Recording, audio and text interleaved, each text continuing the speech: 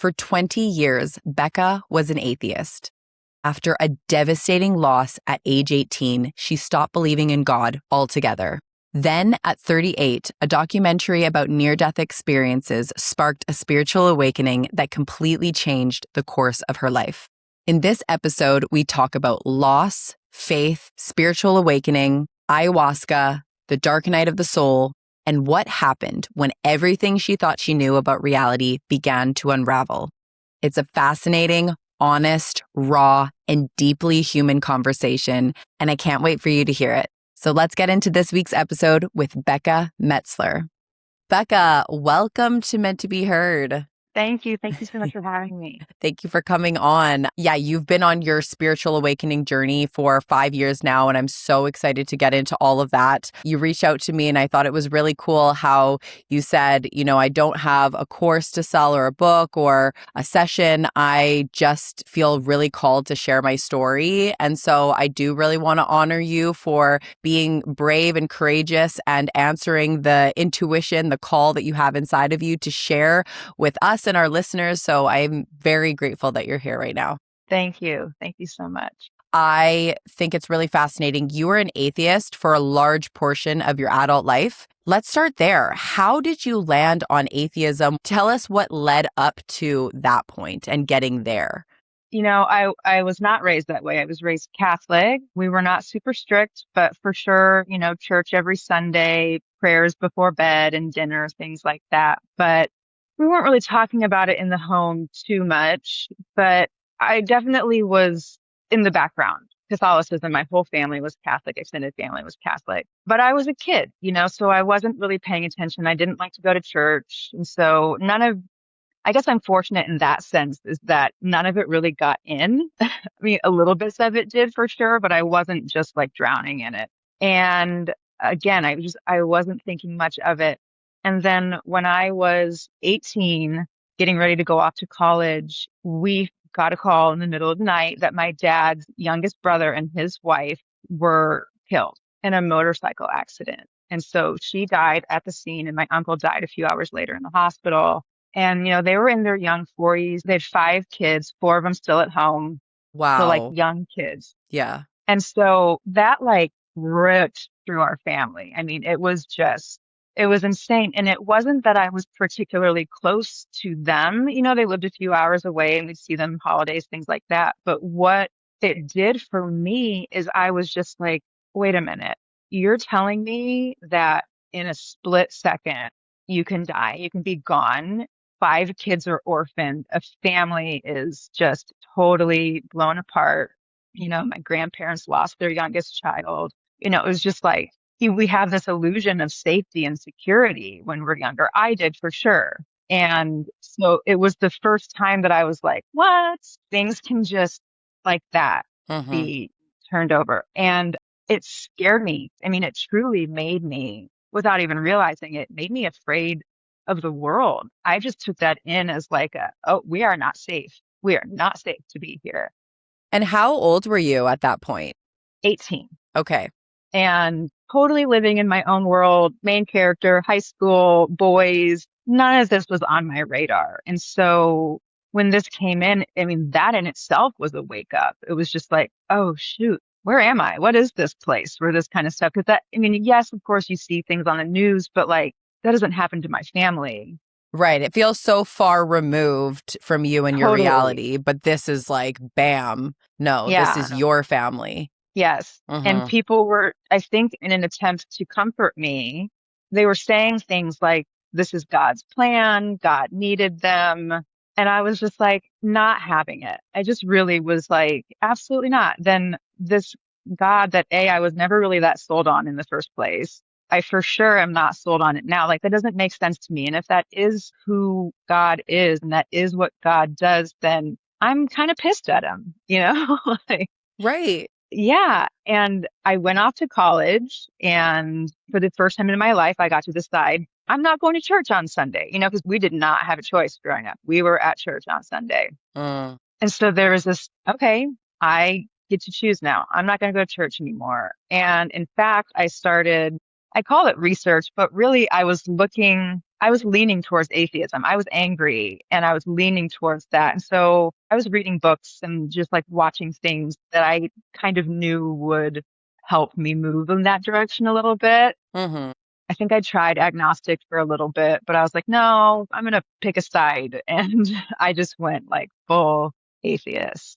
I was going to say, because I think it's interesting that you didn't necessarily leave the door open by saying, I'm agnostic. You were like, no, God isn't real. I'm an atheist. And interesting that you said that you were kind of data collecting to reinforce the belief that you already kind of had beneath the surface. And Yeah. then it just builds that case towards, yeah, God's not real. None of this is real. Yeah. Do you Yeah. feel like that experience with your family, with your aunt and uncle, and then the journey that you went on after that, do you feel like there was some anger rooted in it, like anger towards this mythical God that people spoke of? I do. I think there for sure was some anger, but I'm realizing, as I've been going through this, what it really was just terror. I mean, I was so afraid. And the way that God was portrayed in the church as this male figure that's sort of outside of us and above us, and he may or may not answer prayers, but he seems to be angry all the time and he'll send his children to hell. Like before the accident, I was like, oh. And then for sure after, I was like, no, I do not believe in that God. That God just doesn't make sense. I really actually don't believe that it's real at all. Right. So if Yeah. that's what God is, if If that's that's what it what is, God I don't is, believe in it. I don't believe it. Mm. And then I didn't know there were other options. I really didn't. I Right. thought atheist, or you believed in God, or if you were agnostic, you were saying, I don't know. And I was like, no, I really know it. I know it. That God is not real. I still know that God's not real. I still do, but the title of atheism doesn't fit anymore. So how did you transition there? So, because you were an atheist for 10 years, right? Like 18 to 20, 20 years. Okay, wow. So 18 to 18 to 38, 38. Yes. fully atheist. Okay. And so how do you live? How does one live their life like that? Like, just paint a picture for the listeners who maybe haven't lived that way. Like, how do you move through life and how do you handle challenges that come your way? Not well. I mean, on top of being an atheist, I was, for lack of a better term, asleep. I was not really asking big questions. Like my seeking period was really like, I want someone else to tell me that atheism is A-okay, and then I'm going to land there. There wasn't a lot of deep questioning of like, okay, if God's not real, then what's happening? I think there was a subconscious belief that this is all just sort of random chaos and there's not really a plan or a reason, and people can just die and people can get sick and some people heal and some people don't. And it just, so there was this unconscious belief that was forming that, yeah, this doesn't really mean a whole lot. But again, I wasn't having these thoughts at a conscious level. I was just surviving. I mean, at Okay. that point, you're just surviving. And I'm an artist and I love beautiful things. And so it didn't keep me from being able to see that there was beauty in the world. I had good relationships with my family and my friends. I had partners and I had a job, like I was living, but I was not asking questions. And when things came up that were really tough, I mean, I probably pushed as much of it down as I could. Hmm. I was for sure medicating. Okay. Um, What do you mean by that? well, what's interesting was right around that time of the loss of my aunt and uncle and just personal stuff I was going through, teenager and everything that's happening. I was put on antidepressants At 18. at 18. Okay. Yep. There was a few years in between where I was on and off, but my antidepressant journey pretty much lines up with my atheism journey. Okay. At any time really that I tried to come off of them for any length of time, I couldn't. And I just had to get back on because again, unconscious, the weight of the world just felt too much. If I wasn't on those meds, man, I was not functioning. Okay. So, How long were you on that medication? I mean, when I was in college, of course, I was horrible at staying on my meds. I was always like forgetting to fill my prescriptions and stuff, but generally 20 years. And I had my son, I got pregnant at 26 and was off of my meds at 26 and my depression was so bad that my doctor decided to get me back on. And I was on consistently from 26 to 38. But also, I will say there was never any conversation from my doctors or anyone ever about like, what are you thinking about? What are some thoughts that you have going on? What are some beliefs that you have? Like, no one was talking to me about how our thoughts impact any of that or trauma. Like, no one was talking to me about, did something happen? Like that was Mm-hmm. just, and it was like, something's wrong. Your body is not doing what it's supposed to do. Something's wrong. Take this pill, fix it. And just as long as it's working, just take it until you die, basically. Okay. There was never a conversation about what's really going on. Right. Why is this Yeah. happening? Let's get to the root of it. So Yeah. then you're on this medication. You're an atheist until the age of 38. What happens at 38? I had a spiritual awakening. Okay. I mean, truly not looking for it out of Okay. the blue. I will say that in the few years leading up to it, I was having what I was referring to as an early onset midlife crisis because I was like 35, 36. That seemed kind of young to Mm-hmm. me, Mm-hmm. but I did a little bit of research and it can hit women a little bit younger. I was in the range of when it could come on. And for sure was just having a lot of like, is this all there is? This can't be all there is sort of a feeling. Mm. Oh my gosh, I love how you just asking those questions is labeled in society as a midlife crisis. Yes. It's like And it, you asking any sort of questions of like why we're here, which, yeah. And anyways, I just want to say that feels so natural and normal to me. I feel like I've been asking those questions my whole life. So yeah. that's really interesting that it's Yeah. like, you're going crazy. Yeah. Yes. And again, I was unconscious, asleep. And so I just remember being like, whoa, what is happening? My meds weren't working the way they used to work. My doctor was scrambling to get me on something that would level out my moods. So I was just like going like this. So I was like, okay, well, I'm going to do my best to feel good. And I just was like partying. Yeah, I mean, bad choices, but I literally remember thinking like, I don't care. Like whatever this is, I need to feel something. And all I knew how to feel was like, okay, partying, drinking, drugs, men. That's what I knew how to do if I Right. wanted to escape and feel good. Yeah. Chasing that high of like, when do A I feel the best? hundred, Okay, it's when I'm doing XYZ. You're drawing a logical conclusion that I think a lot of people draw as well. yeah. Mm-hmm. And again, there was not deep thoughts of like, why is this happening now? Is there something else? I mean, just totally, just like, this feels good. Let's do this. Like Yes. literally don't worry about the consequences.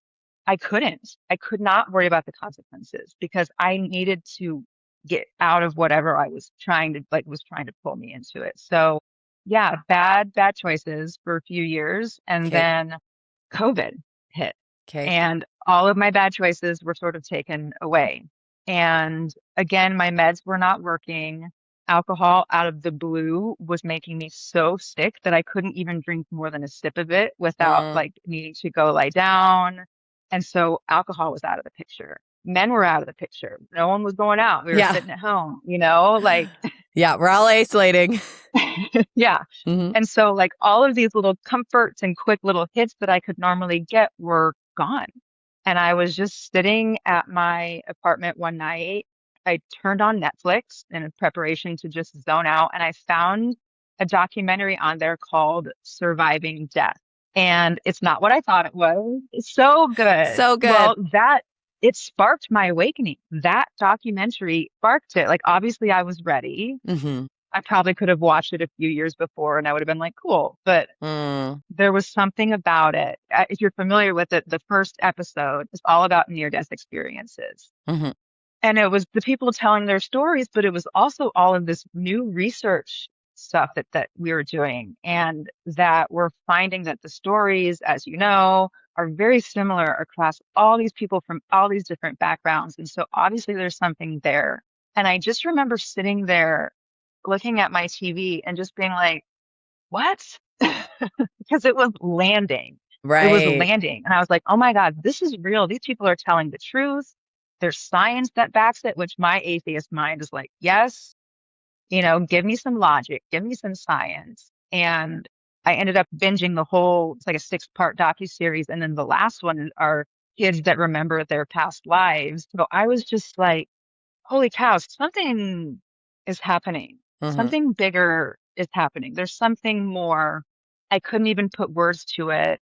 It took me like over a week before I was like, spiritual awakening? Is that what's happening? It was bizarre. And as soon as I watched it, I couldn't stop. I was finding every book, looking up every podcast, finding everything. And I was so surprised to find that there was like no shortage of information out Mm-hmm. there. Mm-hmm. You think everybody thinks the same stuff you do. And so I was like, oh my gosh, I have come across some sort of magic gem that nobody knows about. Yeah. But no, the tons of people know about this. There's so many things that you're pointing on just by sharing your story that I think that the listeners and people can take away from. Like, there's something that shifts when you open yourself up, when a belief starts to shift. And it sounds like you watching this program, a belief started to shift inside of you and you started opening yourself up. And then the other teachers and the books and the podcasts and Yeah. the different information can come to you because your awareness has expanded and you have this belief of maybe there is something more. And so now that information can come to you. Whereas before, when you said there is nothing more, that more cannot come to you because that belief is blocking it. 100%. Yeah. And I didn't realize about 2 weeks after this happened, I was standing in my living room and I needed to go somewhere. I had my keys in my hand, but I was feeling like I was getting ready to have a panic attack. So I'm just standing there kind of like, what's going on? And I do have this panic attack. It's sort of a panic, but then at the same time, I feel this just like warm honey kind of like come into my being. And I don't hear it, but I essentially feel the words or know the words, you are no longer an atheist. Like, I am no longer an atheist. It was like, bunk, just like came in and I had no resistance to it. Mm. And there was a part of me, 1,000,000%, that was like, oh, thank God. Thank God. Thank God. I felt this like tension just release. I don't know when you're saying that. Like it Yes. just feels like, like I can let go of that. That was just keeping me so caged almost. Because it was like you said, that belief, it wasn't just, yes, okay, I don't believe in that version of God, right? Same. I still don't. But like in that, I cut myself off from everything, even anything spiritual. And it could not get to me. I couldn't hear it. I couldn't see it. And if I did hear it or see it, I immediately was like, oh, religion. And I wiped it away and put it in the doesn't make sense, whatever category. Mm-hmm. But I didn't realize how heavy it was to carry this. And when I basically was not only just given permission, I was told, put it down. I was like, I'm happy to do it. Like, Done. yeah, done. And Interesting. it just was this catalyst that then just opened me up. Was that a unique experience for you when you describe, that honey feeling? Can you explain the feeling of that? It was God. Okay. It was God. And I knew it when it happened. I just still didn't know what God was, but it was just this like, all is good. It was like sort of an absence of any sort of, I don't even know the word to use, but it was just like, there's so much energy that you use when you're like pushing things away or protecting yourself. And it was like any sort of distortion or anything that was out of sync just like was gone. And it was just this very still, very calm. It was a deep, deep knowing. It was just like a deep feeling of gnosis of like, oh, this is truth. And this is what God feels like. Hmm. And I didn't know what God was, but I was beginning to realize that it could be something other than what I thought it was. Okay. Yeah. Wow. So you Yeah. have this message come to you. You're no longer an atheist, that old identity gone. and felt very relieving to you and no resistance. It was like, yep, okay, we're rid of that. I know this is a 5-year journey. So from then on, tell us about the journey after that experience. Yeah, no, the little pink cloud, I call it the pink cloud phase, where Mm, like everything is good and happy. That did not last very long. So I was diving deep into like God for sure and all of the spiritual aspects of it too. But I was also, like a lot of Joe Dispenza, a lot of realizing that we are not our thoughts, that our thoughts lie to us. I mean, I remember when I realized that, I was like, holy cow, that means that I am not who I think I am, which is fantastic because I didn't really like who I was. mm, I felt like I really had the potential to really like who I was. I felt mm, like in there somewhere was like this really amazing woman and I just could not access her. And like she was not the one that was showing up to life. There was this other version of me that I just really didn't love. And so when I started to learn that those were all just belief systems from earlier patterning, trauma, whatever, and that it could be changed. And then I could go out and actually live a new kind of life that matched a new sort of mental state, beliefs, all of that. I was like, well, I want that now. I want that immediately. Like, mm. as soon as I woke up and realized that I could do that, the state of my current life was no longer acceptable.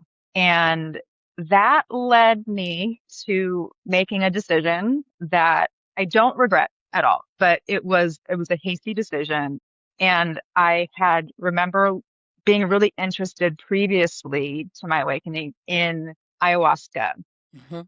And you cannot take ayahuasca if you're on antidepressants and those Mm, types of meds. yep. And I just remember thinking, well, I'll never be able to do it because I won't be able to come off of my meds long enough to take it. But I just was always really interested in it. Hmm. I'm not even really sure why. And so I was like, oh, well, I can come off of my meds because now I know I can just watch my thoughts and I'll come off of my meds and I'll go do ayahuasca. And I did. I gave myself 3 months to taper off of my meds and I was okay. And I had been off easily for like 4 or 5 months before I went and I did ayahuasca. And I'll just say the place that I went is no longer in business. Okay. Where was it? Was it in the US? In the US. Okay. It was in the US. I will say that, like, to an extent, for sure, the medicine is the medicine. I know a lot of people who went through the same facility and had good experiences, but, my recommendation would be definitely to spend more thoughtful time. I would say leave the country, go where the plant grows. There's something about it being handled and moved across into new countries and things like that. Also, work with a real shaman. I was not working with shamans.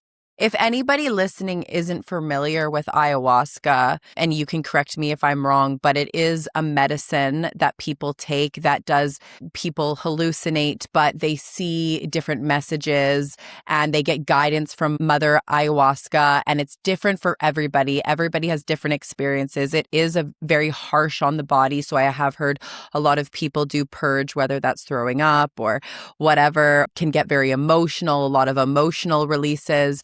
But, people experience profound healing. People Oh, experience yeah. profound messages and guidance, and it can be a very beautiful spiritual experience.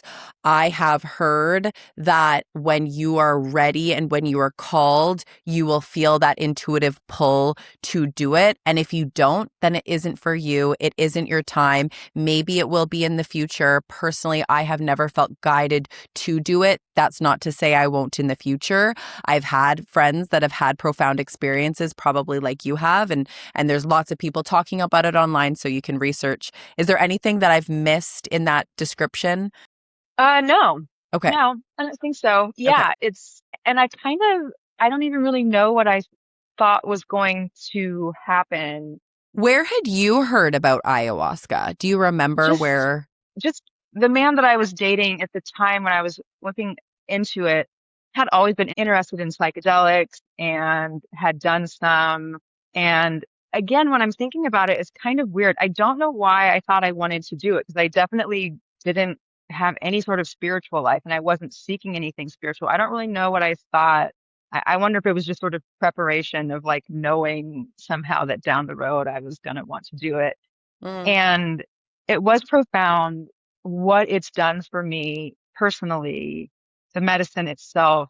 I mean, there's for sure like a pre-ayahuasca, post-ayahuasca life. mm. I mean, I won't get too much into the journey, but I will say you can, when you go, you can ask a question or set an intention. Now, there's no guarantee that she's going to give you the answer that you're looking for. She's going to give you the information you need, but you can go and you can set an intention. And I went with what is the root cause of my depression?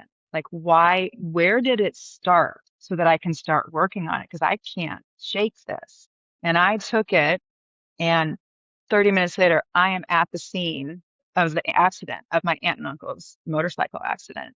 And it was like this is where you cut God out when this happened. And then it showed all the ways that being shut off in that moment from God spread like this dark, prickly vine was like moving through my body. And like it moved into, it would show a good memory and then it would take it over with this like really dark, thorny vine. And it would show a bad memory. And it was just showing how like that belief system that I formed then shut me off to all of this. And then also was the beginning of like, potential disease in my body. And it just was like moving through every nook and cranny of my body. And it showed it to me all in my body.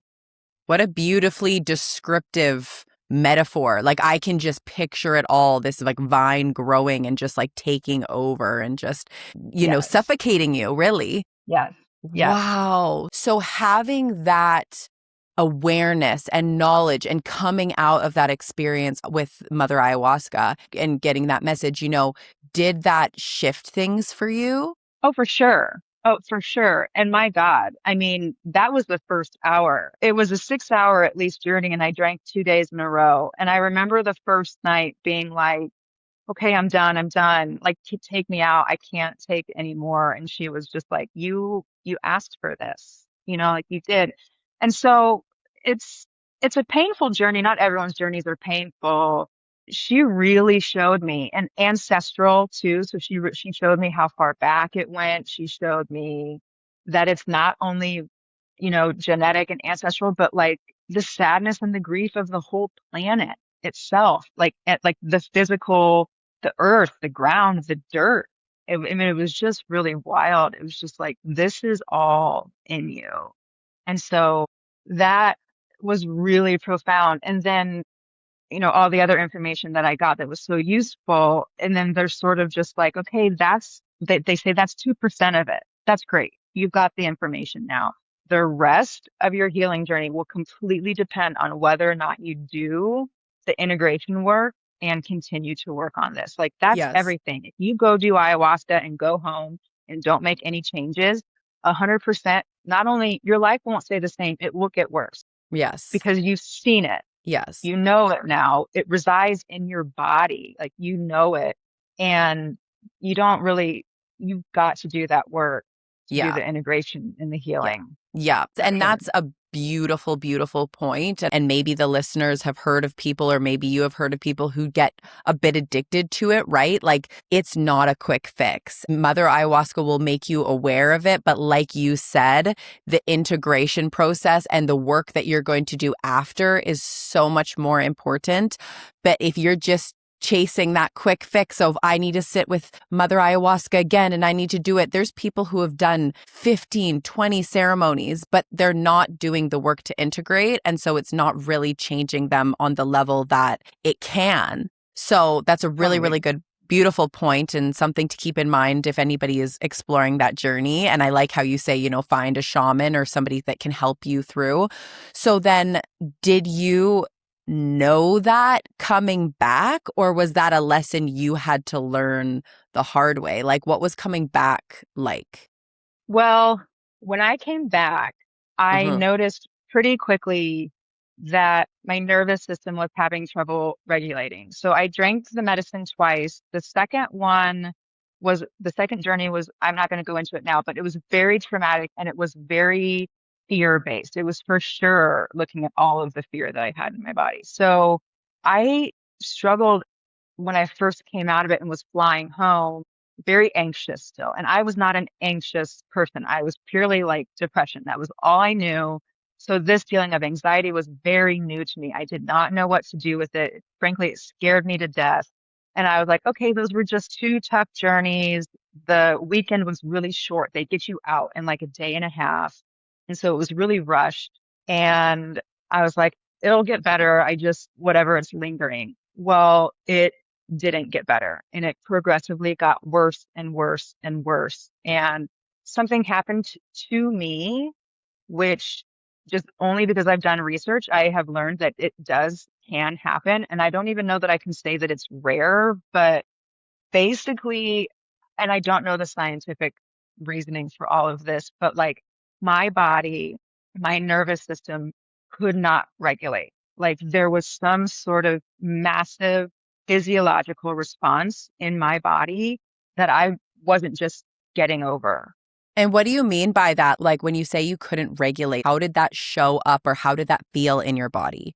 Panic and not, I don't mean cute, like, oh, I'm kind of anxious. I mean terror, panic attacks, Wow. weeping, bawling. I was convinced the world was ending. I was convinced my boyfriend was going to die in a car accident. I was essentially in what people called like a spiritual psychosis. I could not see my reality for what it was. I remember it was the fall, and so the leaves were changing color, generally beautiful time of year. And I remember being outside and being like, I can't feel the beauty of these colors. All I can feel is like death.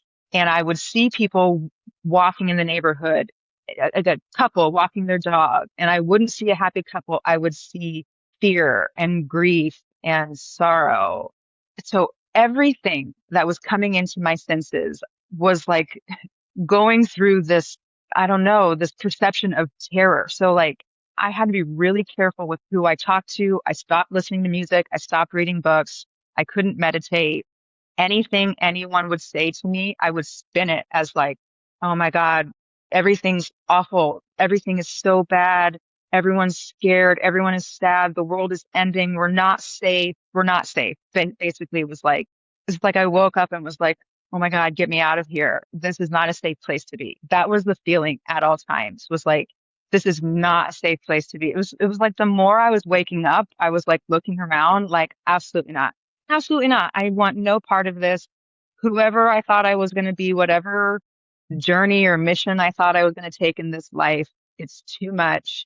I don't know if this is true, so I want to say it because it kind of sounds like the ayahuasca brought a lot to the surface, and then it was like, I don't know how to handle this.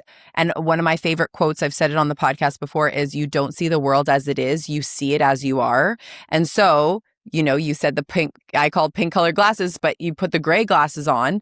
It like brought all this stuff to the surface. Now the gray glasses are on, and now it's almost just like everything is reaffirming this fear base energy that you're kind of residing in.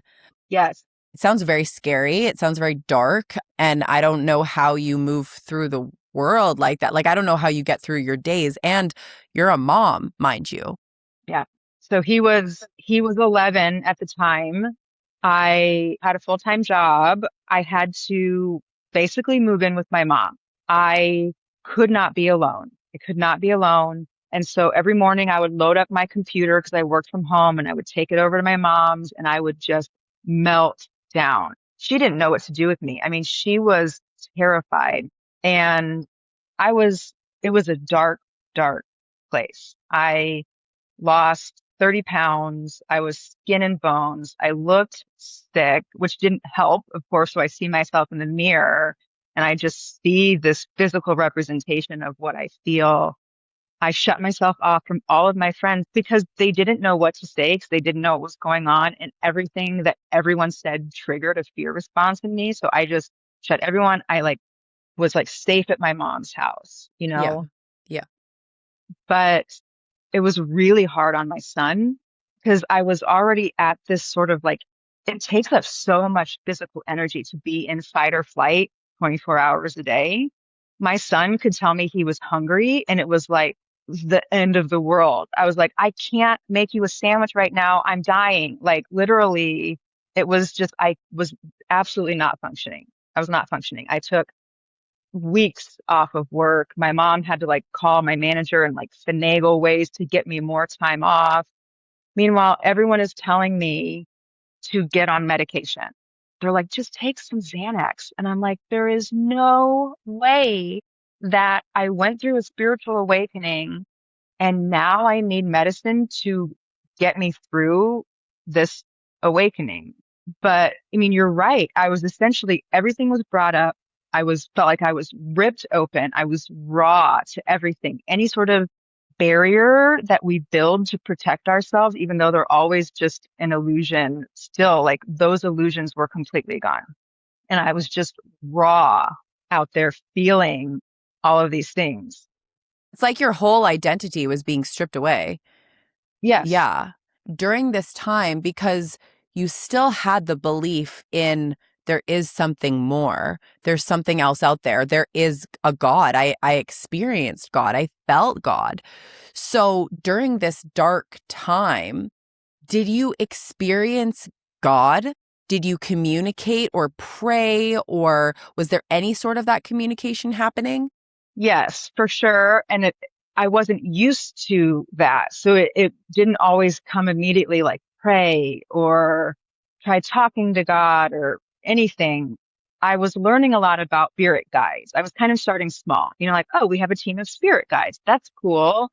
Or, maybe we have angels. We have a guardian angel. Like, so I was kind of starting at those levels.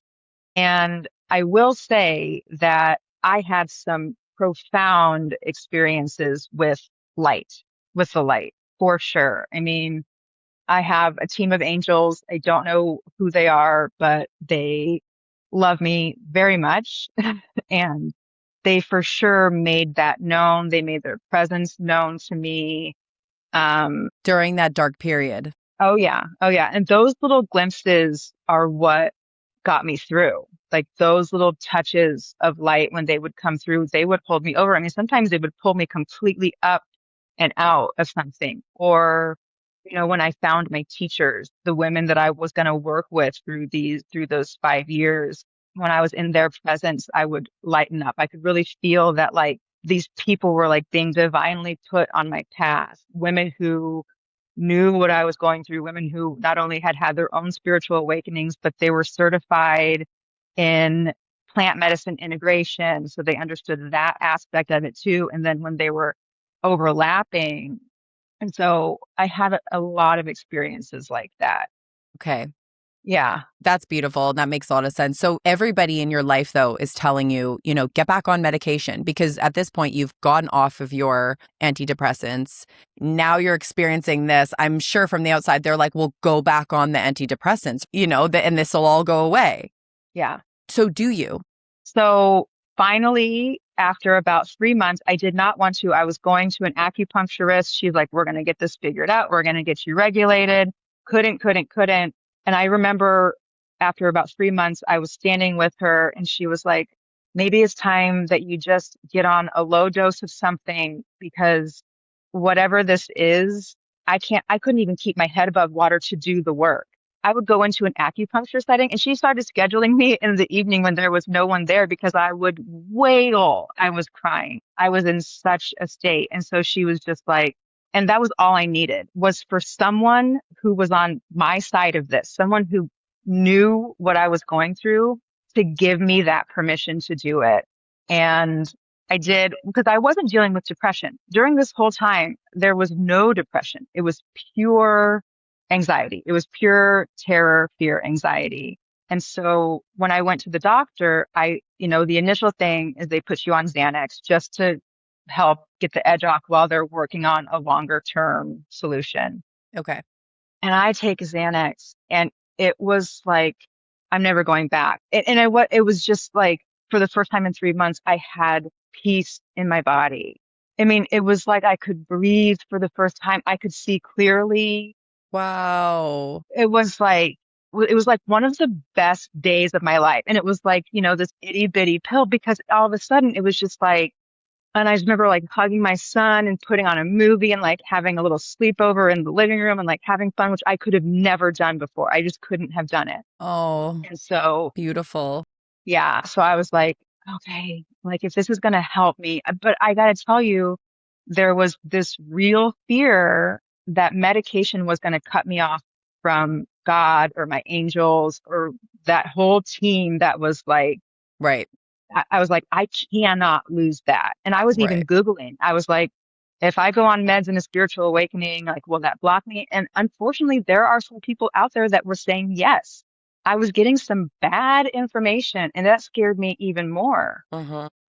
I'm here to tell you right now, if you want God in your life, if you want expansion and growth and openness, antidepressants are not going to block that. I Mm. promise. Like, Mm. there's nothing, if you want it, like who made the scientists who made the meds, Mm-hmm. like these are all gifts from God. And when we use them correctly, I mean, it saved my life, hands Mhm. down, Yeah. because what happened was after I went on the anti-anxiety, so it got my anxiety in check, this deep depression, unlike any I had ever felt before, came over me to the point where I couldn't get off the couch, but I was also still anxious.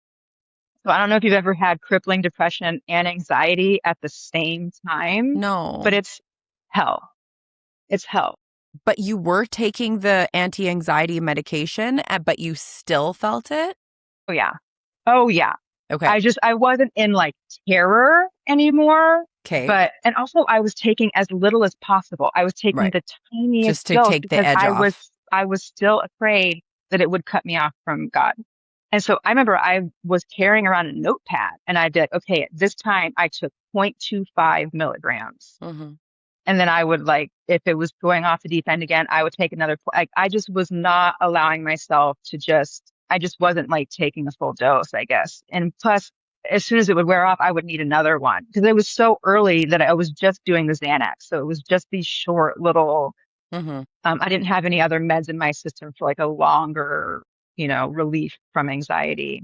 And Mm-hmm. so when you're in this crippling depression with fear on top of it, it's absolute hell because you can't escape it. At least usually when you're depressed, you can sleep. I couldn't sleep. So I just had to lie awake and just feel all of it. And very quickly, I was very suicidal. Within about 2 weeks of going on the meds, I was like, take me out 100%. I don't Oh want to my be here. gosh. I cannot do this. I Mm-hmm. will not survive this. It felt like something really big was being asked of me. If I just couldn't shake that. I was like, whatever this is so, so big and so massive. It's going to take forever. And if I'm going to feel like this, I want out now. Like, I can't do this for another week. I Yeah. can't. I won't. Yeah. And that is when my mom finally was like, will you please let me take you? And so I did. I went to the emergency room and they checked me in and I stayed at a psych ward, to the Okay. psychiatric ward Okay. upstairs at the hospital. And I stayed there for 5 days. Yeah. Wow. Was that beneficial for you? Was that helpful for you? It was helpful in the sense that I didn't have any responsibilities, right? Like my son was taken care of. My boss knew what was going on. Because that part of life was too much for me. I couldn't do it. So at least in here, I didn't have to worry about any of that. Right. But I was still anxious the whole time. I mean, 24 hours a day of anxious at different levels of anxiety and the crippling. I mean, like the depression did not go away. So the whole time I was in there, I was absolutely miserable. It was horrible. It was horrible. And, but I was praying a lot more. Like my prayer just got more intense and deeper while I was in there. And I was just, I mean, but I think I had a post-it note on my wall next to my bed that was like, I can't feel God, but I know it's here. Like God is here, even if you can't feel it. I prayed to be matched with the right psychiatrist the first time for them to prescribe the right medicine at the right dose the first time. Because I did not have time to mess around with, okay, that didn't work. Let's up it. Let's switch it to this. I just didn't have time for that. I had been through that before in the past with my meds. So I just prayed. I was like, right person, right med, first time, nail it. And that's what happened. Okay. The first doctor, the first meds, they started working really fast and got me to this place where I could live. I mean, I was still very uncomfortable for a very long time. Mm-hmm. I mean, years, but I could keep my head above water to where I could do the work. I could function, could take care of my son, put myself in the shower, do all the things that I Right. couldn't do before. Yeah. Right.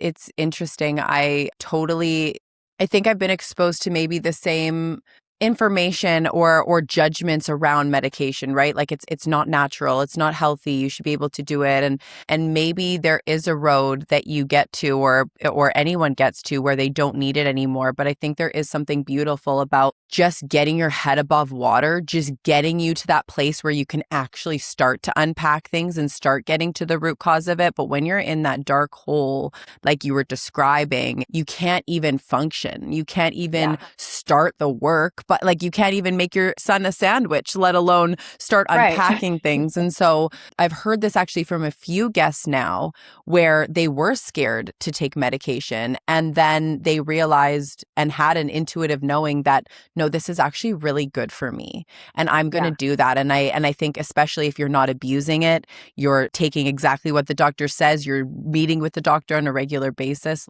it can and does save people's lives. So thank you for sharing that part of Yeah. your story so openly. So you're working with this new therapist, you're taking this medication that is making you feel better, you're kind of coming out of the fog a bit. Do you then start to work on where the root cause of this came from? Are you communicating with God still? Oh, yeah. Yes. I began working with a therapist and oh my God, she herself is a gift from God. I mean, she's not your typical therapist. She was absolutely like a spiritual guide with me through this whole thing. She's been with me on this whole journey towards God. I mean, she calls it my journey back to God. You know, like there's so many little things that happen in the in between, but really like from the start to where I am now, it's just like it has been this journey back to God. And yeah, I was meeting with her a lot and just working with whatever was present in each session. I'm working with my acupuncture to help bring my physical body and my nervous system back in. I am praying constantly. And I'm the kind of person I gather data. So like a lot of what has helped me feel better over the years is just learning more and more about all of this stuff, how it works, why things feel the way they do or present the way they do. And so just studying therapy, really changing how I take care of my body. Like that was the major lesson from the beginning was like your body has to come on this journey with you. And it is actually really, really hard on the physical body to move through a consciousness shift. Like your body has to go with you. It's really like quite painful at times. And so all of the work was like taking care of my body, taking care of my mind, and just deepening an intentional relationship with God, with my angels, if that's who seems to be showing up that day, you know, and just this real curiosity and this drive to just this knowing, like, I just know that if I seek an intentional, deep relationship with God, my life will be better. So I don't know how to do that, but I'm going to do it. Mhm. Mm. And so that was sort of like, that was just like what I knew I had to do. Mm-hmm. And when you say I'm on a journey back to God, what is your new definition of God? Because you said, your old definition that you were taught in Catholicism that never resonated with you and you still don't resonate with that God. And I think the word God can have negative connotations for people, right? Where they're like, they think, oh, it's this man in the sky who has all these judgments and all these rules. And if you don't play by his rules, then you're not going to heaven, and I personally don't resonate with that God, but Yeah. that doesn't mean that there isn't a God. So what God resonates with you? Yeah. it's so funny because I can say after 5 years, I say the word God and it's like, it's just like three little letters, but it's so full of meaning to me. You can say it is everything. It is everything and nothing. It is everything and that includes nothing. People can refer to God as like the great I am because that's like if God were to say what it was, that's all it could say. I am. Because anything else would be of just a portion of God, right? Like, and so that's why when God shows up, less of like God is loving. It's like God is love itself. Like God is the thing itself because it is everything. But within this everything, especially when we're incarnated in a body, we're experiencing life and God from a singular perspective. It can at times feel like it's a being, you know? And I really battled with that for a while because there's this like logical part of me that's like, God is law. God has these laws, the sort of the laws of the universe that we live in. Like that is also God. But then I was going down that avenue and I was like, but I just feel like God is also like this really personal, loving companion at the same time. And I remember being in a therapy session and talking about it. And it was like, well, of course God can be both. If God is everything, why couldn't God be, yes, this more impersonal laws of the universe, how things work, and this loving companion, like I said, that can feel like this intimate personal relationship. And Hmm. so I have done a lot of work of sort of reconciling those two things and allowing them both to be true for me at the same time. Hmm. And so it's so hard to say what is God because now when I think about God, I think about everything that I've been through in the last 5 years. And I think about the way that God has shown up or the way my life has worked out when I've handed things over to God. It's just like, God, I don't know what that is. I can't tell you how it works, but I'm telling you it's real. I'm telling you it's undeniable when you feel it. You'll know it's a knowing in your body. It's not a knowing in your mind. And so I think I'm still on this journey of like, what is God? Maybe I'll never have a concise answer, but it's been so many different things to me on Mm. this journey. Mm. Yeah. Beautiful. I think that's a great answer.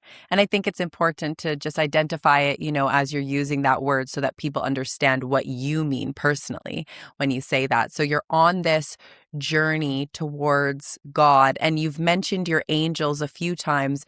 How do you know your angels are there? Have they made themselves known to you? Have they communicated to you? Like, how did you get there to where you're saying, I have angels around me and I communicate with them? Yeah.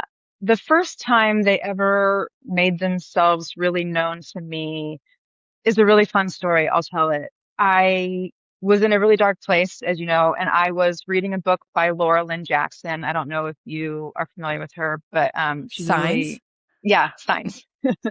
And basically, like, I was desperate for signs from the universe. My God, when I would get synchronicities or little post-it nudges here and there, it was everything for me. Like I said, it would bring me up out of this dark place. So I was pretty desperate for signs. The whole like pick something that is not impossible for you to see, but definitely not something that you're seeing every day, and then just kind of like forget it. And I don't know why, but I picked orange pickup trucks Okay. and then forgot about it basically. And for a matter of months, I think I didn't see anything that caught my eye. And I was having one of my typical days. It was the morning. The mornings were awful, awful, awful, awful. It would sort of like start really, really bad in the morning and kind of cool off a little bit by the evening time. So it was morning. I had just gotten my son to school. He was out the door. So I was able to just like completely melt down. And I'm driving and I see an orange pickup truck cross the street right in front of me. And it kind of catches my attention enough that I'm just like, oh, an orange pickup truck. That's great. That's nice, but I'm still kind of in it. And I turn the corner and I go down the road a little bit and there's a parking lot that's like elevated up on the side. And the first car in the first spot is a bright orange pickup truck. So like boom, boom, two orange pickup trucks. And I'm like, oh, that's great. I think I texted my mom like, my trucks. And I get back home and I start working and the sort of like icky feeling starts coming back up again. So what I used to do a lot is I would go for walks, just like really long wandering walks in my neighborhood. So I'm like, well, I'll go for a walk, see if I can't kick this. I go for a walk, turn out onto the first street, and I hear a car coming by, and I stop and I look back, and it's an orange pickup truck just like hurling down the road A and drives third. right by me. A third. And I love this because an orange pickup truck is so not common. It's like blue pickup truck, sure, white, silver, Red. black, Yes. but orange? Yes. And none of them, like, I see trucks now and I'm like, is that red? Is that orange? I'm like, no, all of these trucks were like, these were orange Okay. trucks. Okay. There's no doubting. Okay. So I go back home. I'm in a better mood now. So like, these are the things that I love because I'm like, oh my gosh, if this can pull me out of that terror spell, I'll take it. Mm. So it totally boosts my mood. I get done working and I'm going to my evening yoga class that's not too far from me. And so I pull up to a stop sign right by the gym. I'm like 4 cars back, and to the house on the left, at the left of me, is an orange pickup truck that's backing out of the driveway. And while he puts it in drive, like we make eye contact, he puts it in drive and drives away. So I'm just like, Oh my gosh. holy cow. So I go into my yoga session. I'm like totally zoned out. I'm thinking about orange pickup trucks the whole time.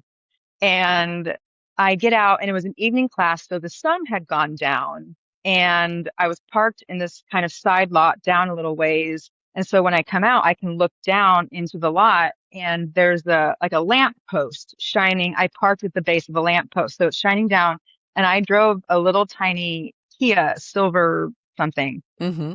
So it was this tiny little car, and right next to it, under this light, was like the biggest, brightest. It was lifted, like it was a lifted, and it was like neon, and it was shiny, clean, bright orange pickup truck. I have a picture of it because it was just like, oh.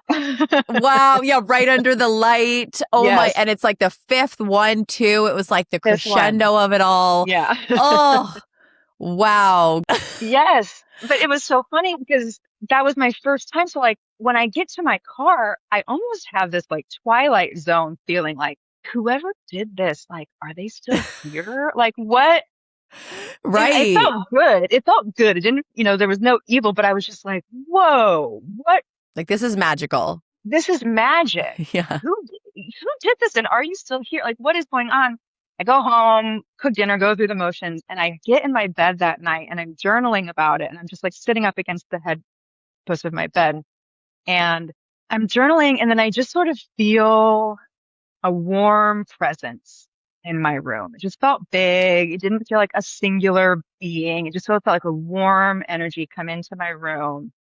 And I just said, who are you? And right then I go like this with my head and I have a book that's propped up on my dresser on the side and it just says angels across the front of it.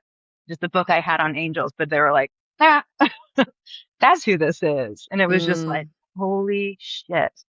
Pardon my language. But it was like, what was so amazing in that moment, and it could make me cry every time I talk about it, was like, there is some things out there that they know me, which is wild, atheist, for, something out there that I cannot see that has the power to puzzle piece this stuff together. And they heard me and they love me enough to do this. That was Mm-hmm. it. I was like, Mm-hmm. oh my God, Mm. something out there knows me and loves me so much that they made this happen. It was everything. It was everything. I have a little orange pickup truck on my altar in my room. Like it was the first time that they were like, listen, we're Right. here. We're here. Like we Oh, see, we know, and we're here. Like we know it. We know what's going on. We got you. what a comforting thought that you had, Yes. that this really inspired of I'm not Yes. alone. I'm guided. I'm protected. They're here. They Yeah. love me. They love me. Oh, What? that's so Really? cool. Because Yeah. at first, if they just sent you one pickup truck, you would have been like, oh, but like part of you may have written it off of, Totally. yeah, it was bound to see an orange pickup truck. But 5, come on. And that's that's an interesting number too. Yes. And they touched on that because I was being kind of playful with them and I was like, what about a sixth one, you know? And it was sort of this quick download of like, five is very purposeful. Like if you're familiar again with like numerology, it's Mm-hmm. transformation, it's movement, it's change, Yes. which can all be really tough stuff, but can also be really exciting time, you know, the time of a five. And so that was shown to me that that was a meaningful number too. Okay. Yeah. It's Yes. like, it's this reassurance of things are changing, things are moving, you're going through a transformational time. We're here supporting you through it and guiding you. Oh, I love that story. Thank you so much for sharing it. And it's such a good reminder for anybody who might want a sign or be in a phase of their life where they're looking for that sign. And also, I think that the mistake and the trap that I've done when I've done that is say, I'm like, okay, red balloon. Well, I'm looking for a red balloon tomorrow or the next day or the next day, but yours didn't show up for a few months. And so be open to the message coming in perfect divine timing, which might be Yes. tomorrow, but it might be in a week. It might be in a month. It might be in 2 months. Give it some time. And Yeah. I like how you said, I said it and forgot it, but you knew Yeah. when it came back around. So that's really cool. You'll have to send me that photo too, if you have it. Oh, I will. I have it. I I'll have it. post it on social media with this. That's so fun. Oh, Yeah. beautiful. So then you've had some communication, it sounds like. You've had some downloads. You've had some, Oh, I yeah. don't know if it's telepathic communication. Is that something, do you still communicate with your angels or God to this day? Yeah. So now I don't always, if it feels like it's angels that will that'll have its own little flavor to it. You know, a lot of times I just get downloads. That's sort of how I live my life now, even to just like the littlest mundane, minute things, problems, or just anything. There's this immediate, show me the best way, help me get through this. You know what I need. I'm getting tripped up right now and how this is going to unfold. What am I going to do? Even down to like, hey, you know how much work I need to get done in these next few days. Help me so that I don't miss anything. Help me so that I'm doing my best work. Literally anything. And I will get answers. Sometimes this plunk down of a download. Sometimes I realize that I was guided and led to do certain things that I don't even realize until I'm done. I look back and I'm like, dang, thank you. You know, like it's just now more of a more natural, continuous sort of allowing this higher guidance, higher wisdom, no matter kind of where it comes from, to come in. But I can know at times if it's specifically certain things. So like more recently, I've developed a relationship with Jesus. Again, former atheist. That's wild to me, but he came to me. He came to me. Tell us everything. I can't, this is exactly the conversation I love to have. I still study A Course in Miracles. And Good for you, by the way, because if anybody hasn't heard of the Course in Miracles, it is very, very dense. It is many books. It takes people years. yes, Yes, yes. it's a very incredible course, but good for you. It's not for Yeah, the yeah. faint of heart. It's not an easy course. Definitely join like a study group or a discussion group. It's not meant to be done alone, for sure. Get a support team. You can do it alone. I did a lot of it alone. I have not finished it, but and that talks about calling in the Holy Spirit. That's just the language that it uses. And I would, but I don't know. There's been something about my journey about when I'm calling in help, there's sort of this very important, like if I'm calling on specific people or specific types of guidance, it's important to have clarity around who I'm asking for help. That has just been shown to me. And so that's been worked out for me by these other beings that want to help me essentially. And so I was calling on the Holy Spirit, but there was something because I was just sort of like, that doesn't really feel like completely tangible for me. And I was just watching Instagram. I think I was watching Instagram and I have someone who I like who's in the spiritual space, and her message completely changed recently because Jesus came into her life, and everything she was talking about shifted to Jesus. And I Mm. was like, oh, that's really interesting. And I just remember sort of being in a lost place and falling back and like just remembering, oh, maybe Jesus? Like, is that kind of what I wanted? Is that better? And so I just got this calling to like replace. this Holy Spirit, which I wasn't sure what it was, to Jesus, like give it a little bit more of this firm. And I remember, the idea popping into my head of being like, call on me, call on me, call on me, see what happens. And I was driving, the first time I ever did it, I was driving and I was in a bad spot. I was not doing well. And I was in a car on a road trip by myself. And I was like, I'm going to do it. I'm going to call on Jesus. And because I was just, all of these like memories were coming up. So that's something that happens through this awakening is like for no good reason, this sort of like lump of memories or fear or trauma or shame come up. So this one was like a shame thing. It was coming up and I didn't want to look at it and I didn't want to feel it, but it was there. And so I was like, okay, if I'm going to do this and look at this, I want Jesus to look at it with me. I'm going to try calling on Jesus and let's give it a shot. And I did. I just said, hey, Jesus, if you would just sit with me in this car while I look at this or while I feel this, or like, will you look at this with me and help me move through this? Almost like asking him to like help me through it, essentially. And I was driving and the sun was setting and I'm in the middle of nowhere, Midwest. And up on my left coming up is a huge cross. I mean, this was like a huge sculpture. I mean, 2 stories, 3 stories tall. I couldn't even tell you, massive. And it's not a solid cross. It's a metal frame of a cross on the Okay. side of the road. And I'm driving. I have already forgotten, by the way, that I called on Jesus because I just kind of assumed that nothing was going to happen. Mm. And also I was just so immersed in this like icky feeling of shame that I was just like, ugh, whatever.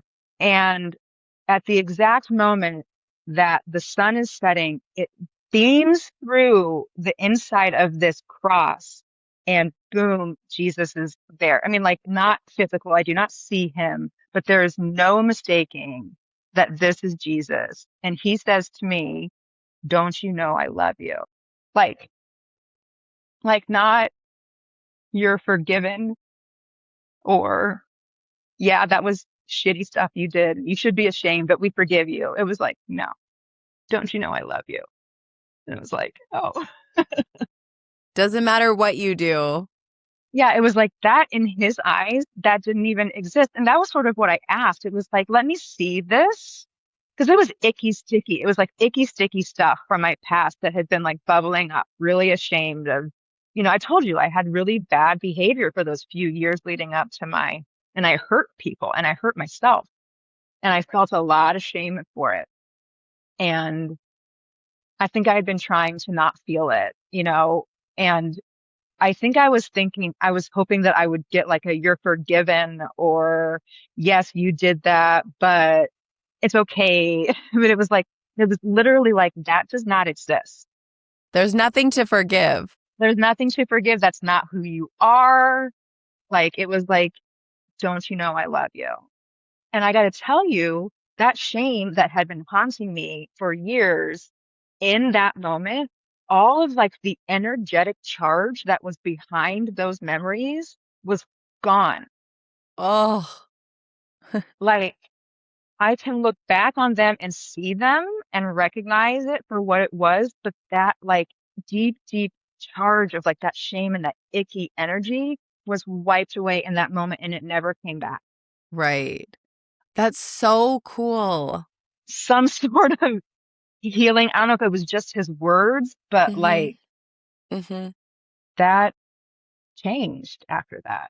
What I'm almost thinking and what's coming to me is because you were raised in Catholicism, right? Of like, you have to do a certain thing and then you'll get to heaven. There's this idea of Mhm. right and wrong. And it just is in society, right? This duality that we have of like, if you do this thing, it is bad. If you do this thing, it is good. We all want to be good. We don't want to be bad. And so it's like this constant battle in our minds on a day-to-day basis, and you just got the profound message of don't you know I love you? Like there isn't anything to forgive. I don't. Right. That shame that you feel, the judgments that you place on yourself, I don't place those judgments on you. I don't feel shame for you. I don't feel disappointment for you, even though maybe that was the God that you were taught about when you were Yeah. young. And even though you abandon that God, maybe some of it lives inside of you, and on a societal level it does too. But for you to get that profound knowing is, I can just feel like just so relieving. Yeah. It was so, it was so wild because there was just no denying it. It was just like, that just happened. Oh, wow. And I mean, I must say, I don't know if we're missing anything in your story. And I'd love for you to kind of bridge that gap because honestly, looking at you now, Becca, like you don't seem like you're in a dark hole. You have this aura and you really do radiate beautiful energy and love and a lightness about you. So the era that you described before that darkness, it feels, and even the way you talk about it feels like it's in the past. So going from there and then to where you are today, was there anything else worth noting or mentioning to kind of bridge the gap of like how you got to where you are today? I mean, really just it- time, just really my body just needed this time to heal.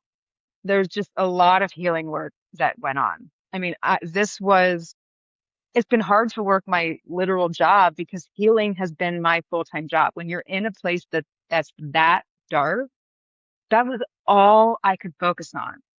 That was all I could pay attention to was like, okay, like if I'm down here and I need to be here, what do I have to do? And like what was really interesting is I had never noticed it before, but the spring equinox ended up being a really potent time of year for me as I was going through this.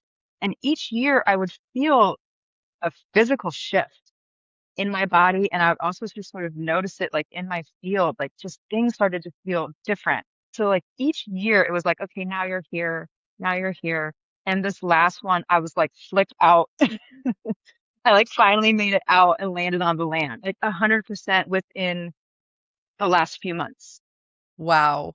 And so it wasn't like I was in that pit the whole time, but I have been like very, very slowly Mm-hmm. moving my way up and out. And I say me, I think God did like 99.9% of that. And it's just this weird knowing that like, yes, I read the books and I did the meditation and I did the acupuncture and I did therapy. And for sure that like intention. And I did it with a lot of like love and compassion and devotion for myself. I had to. I couldn't do it from a place of judgment. I just couldn't handle being judging myself on top of all of the other crap I was going through. So I was like, I decided early on, like, since I don't get to leave, I have to stay here and do this, then I'm going to be really devoted to this work. I'm just going to be really devoted to this. And I'm going to master this. I'm going to master this dang mind so that it can quit sabotaging me. When I told God that I wanted a relationship with it, like I just even remember saying like, I don't know what that means or what it looks like. I need you to do almost all of it. What I will do is I will hold this like open, loving intention that I want to be close to you. And then you just do the rest. Mm-hmm. And that's what happened. So it's this strange, like I was so in it for so many years and I can look back and just be like, God was in every second of that. And that's really what got me up, up, up. And finally in the last few months, like fully out. I can just tell I have a completely new like step point. You know what I'm saying? Like, yeah, everything does feel lighter and everything is moving. Everything sort of has this momentum and there's this in real time sort of communicating with God or anything really. And all of these years of wanting to live my life this way and knowing that life could get to a point where it felt like this, to be here at the beginning of that part of my life is truly, truly amazing. I mean, I did not think I could do it. I didn't think that I would survive in order to do it. And it did. It took 5 years, but I wasn't in the depths for the whole 5 years, but for probably about a year and a half Mm-hmm. was really dark. Your story is such a testament to faith, to Yeah. intention, to showing up every day. Like, I guess that is the faith, like showing up and not knowing where it's going, but also prayer too. And I think that if anybody listening can relate or resonate to feeling in that dark place or feeling in that low place that you were in, or knowing somebody who is, having loved ones who are, it's very common. Like I know a handful of people that are currently going through it right now.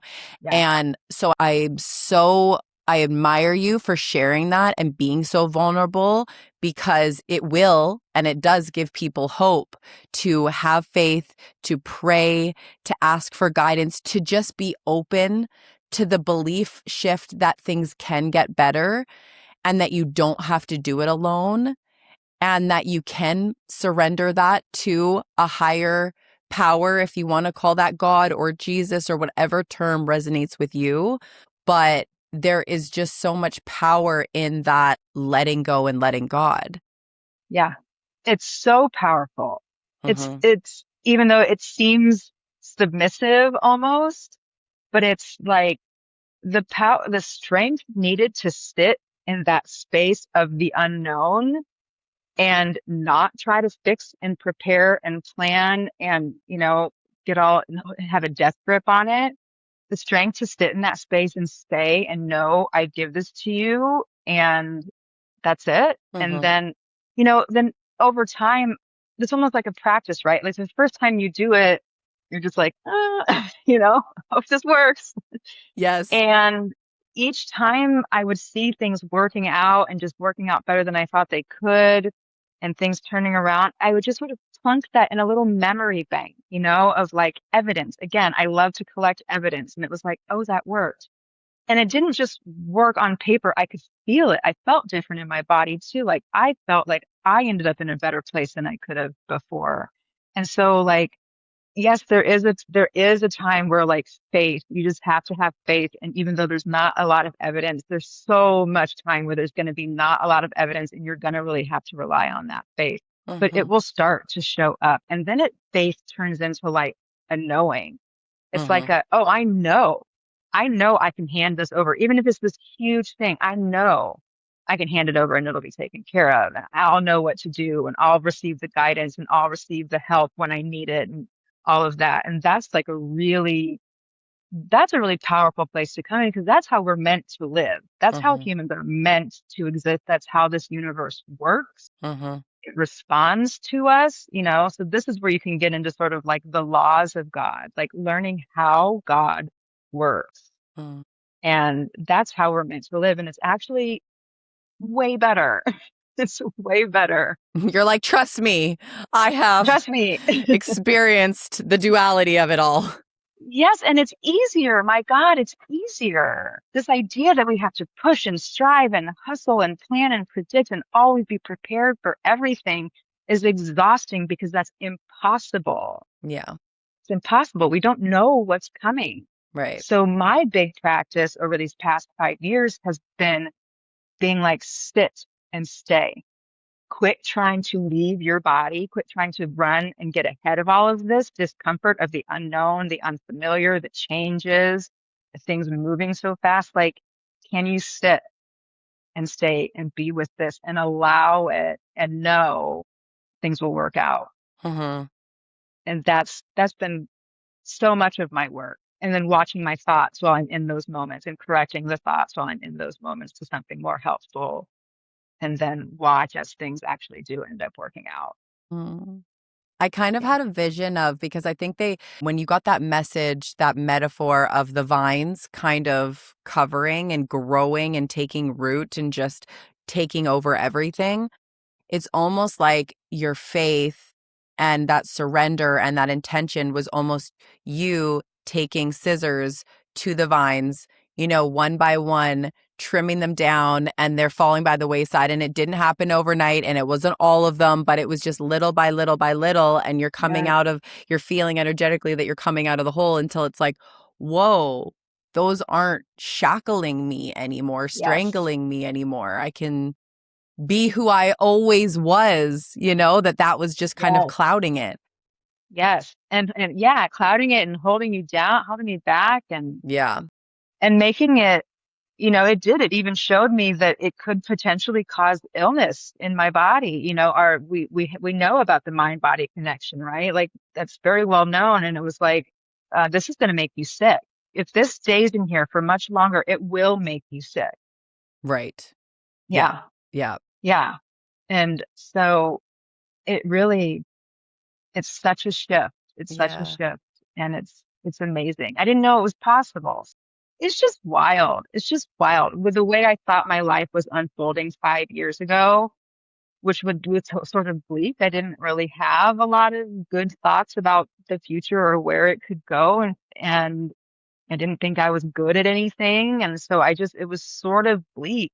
And I don't know where my future is going now, but it's in such a wildly different direction than where it was going before. It's just really exciting. Despite having gone through the depths of what I went through, I feel really grateful that I got to live 20 years of my adult life from this perspective, from that perspective as atheist and everything that came with that. And then there's just this like clean line. And now the rest of my life is going to be this whole other thing. I get to experience both in one lifetime, and Mm-hmm. I feel like that's sort of rare, you Mm-hmm. know? Mm-hmm. And so I don't regret those 20 years as atheist and heavily medicated and running from my problems because it was just like, wow, what a great contrast that I've experienced both and I can speak from both, and so I feel really lucky that I've gotten to have that experience. And what has this transformation meant for your relationship with your son? Like, I keep thinking of you as a mom and going through all of this while you're also raising your son. And so, what does that look like? The motherhood piece, raising him, your relationship with him. Yeah, it's very different, because one of the things that I did not love about myself before all of this was that I didn't feel like I was showing up as a mother the way I wanted to. I really resisted, in fact, surprisingly, I really resisted being a mother because the way that I saw myself before this was like immature, weak, small, naive, that was all sort of like what I was grown up. Those were sort of the stories that were implanted in me. I was the youngest. I was babied. People told me that I was spoiled and everyone wanted to always take care of me and dote on me.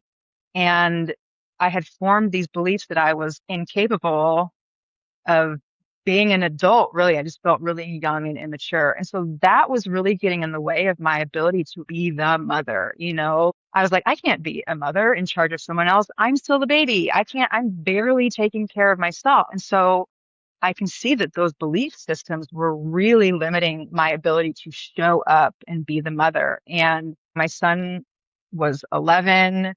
He was getting older and getting bigger and about to hit puberty and like it wasn't this sort of like, it required more hands-on parenting. And I didn't know what to do. And we were actually in a bad spot where he would just go home and shut himself in his room. And I would just veg out in front of the TV. We wouldn't really talk much. And I knew that I should go in there, but I didn't. And I told myself he didn't want me to, I was just like, it was bad. And Mhm. that has been a major part of this journey. That did not just change overnight. I went through therapy. We really looked at the mother and who is she and why I was resistant to her. We had to do a lot of work around that in real time with parenting my son, and Mhm. so like tripping over myself at first, but the biggest thing is we talked about what I went through because he was old enough to know something was going on. And so we talked about what we went through, what I went through, what he saw, what it meant.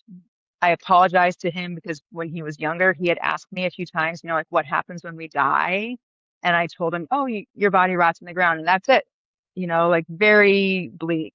And so I really apologized for that. And I tell him all these things that I learned. And then same with everything else, I call in God for all of it, Mhm. like we worry about our babies. He's in high school now and there's girls and grades and getting in trouble and like all these things. And I have this new view of it all of like, he is not just my son. He's this whole other beautiful fully formed soul Uh-huh. who came in. He just happens to be in a teenage body now, but like he's fully formed, and like my job is to love him and support him. I encourage him to call on God or angels or whoever he feels like he wants to. And we have the best relationship. I can't even, 5 years ago, my mind would be blown to see how close we are and what we talk about. We Oh, talk about all of this stuff. And so, wow. and then I hear him talking to his friends about it. Or I'll tell him something, and then his friend will have a problem, and he'll be like, I just told him what you told me the other day, And so it's just like this really crazy, complete transformation. Well, how beautiful for him to be able to see where you were and then where you are now and then what got you there. Like that's for you, it's annoying, but probably same for him, where he was like, whoa, I saw what those beliefs and what that kind of lifestyle and what that shame, what that created in my mom. And now I Yeah. see what these new things that she's learning, like how it's transforming her. One of my other favorite quotes from Gandhi is, my life is my message, right? He sees you on the outside and he sees the energy shift. I Yes. mean, kids are pretty smart and they're also very intuitive. And so for him, that's probably has been like such a beautiful lesson too that you've been able to teach him. Yes. Yes. There's definitely been a shift in him as well. And yeah, I don't get so worked up about the hiccups along the road, like there's less punishment and consequence and more like conversation and exploration. And that has been way more beneficial for both of us than any sort of type of misaligned parenting I was attempting to do before based on what I thought I was supposed to do, like Right. it's been really amazing. Yeah. Oh, I can also see how much work you've done for yourself because the way that you speak about it, it doesn't seem like you have shame or guilt towards the way that you parent. Like you've let yourself off the hook in that regard. And I think that's huge. Like that is a huge milestone and like a huge growth step to be able to get there. So that's Yes. beautiful. Yes. So, where would you say you're on your journey now? I know you're still on your journey, and as we all are, you're 5 years in. And so, where are you at? You said you're doing a course in miracles. Yeah, the last 5 years was really about healing and survival, honestly, for a part of that. I was in Yeah. survival, and now I feel like I've moved into like creative mode. Like I get to really, I have started building and creating this new foundation of my life, right? So like one of the post-it notes like I have up on my wall says like everything built on a faulty foundation must come down. And that's essentially what the last 5 years has been the tearing down of absolutely everything because my entire life was built on this icky, faulty foundation. And so with the remaining things that I got to keep and the people I got to keep and these new people and these new experiences, now I feel like, okay, I've really started to build this really solid foundation. And now's where I start speaking, sharing my story, and then creating. So I've known the message came through very early in my awakening is that my gift will be speaking. I don't Mm. know exactly what that means. So like, for some people it's sound healing or Reiki or who knows, but like mine, it was very much because my throat chakra had been closed and I had been silenced for a very long time. That was totally a part of my trauma that I have had to come and work through. So it was like, no, that's actually your gift. So, I was just like, how do I start doing this? And I just sat in a meditation and I told you it was like, look up and see if who's having these conversations. Like, you want to have a conversation, find people who are having these conversations. And Hmm. so that's what I did. That's how I found you. I just recently started a YouTube channel where I'm just sort of fumbling through and just posting when things come. And it's really this like time of exploration of like, I'm not being weighed down by anything anymore. And things are happening fast, Hmm. And so that density that I was in for so long has finally really fallen away. So I'm just in this really fun place of like, okay, I get to create. There is some discomfort because I still have parts of my old life lingering. I've got a 9 to 5 And I have these things that I'm just like, oh, you're in the way. But this is where things start moving. I can feel it, and I'm working with a coach on these next few steps for these next few months on like, what is this Awesome. really going to look like? What do you want to do? How do you want to show up? You want to speak? Okay, where? To who? How? So that's where I'm at. And I so love it. that's I love really it. exciting. It's Yeah. exciting and terrifying at the same time, but really Yes. fun. And I think that's such a fun journey to follow. And so if anybody wants to follow your YouTube channel where you're producing videos, what is your YouTube channel? It's just my name. It's just Becca.Metzler. Okay, You'll find me there. great. Yeah, that's pretty Wonderful. much it right now. Yeah.